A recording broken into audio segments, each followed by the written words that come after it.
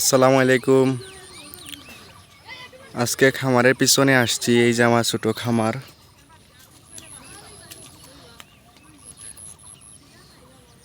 আজকে গরুর জন্য ধান বোনা হচ্ছে।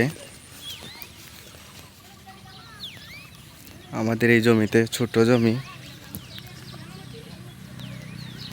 এখানে তেমন একটা ফসল ভালো হয় না, এই জন্য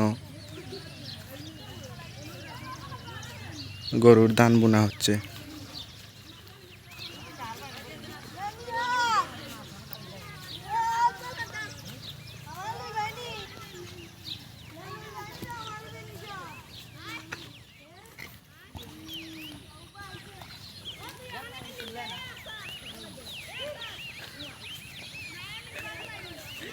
আমাদের খামারের সদস্য জমজম এগ্রোর নিশাদ।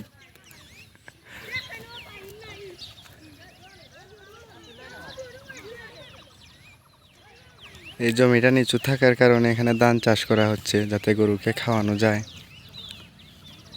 কিছুদিন পর আর ঘাস পাওয়া যাবে না, চতুর্দিকে পানি হয়ে যাবে, তারপর মানুষ ধান চাষ করবে জমিগুলোতে।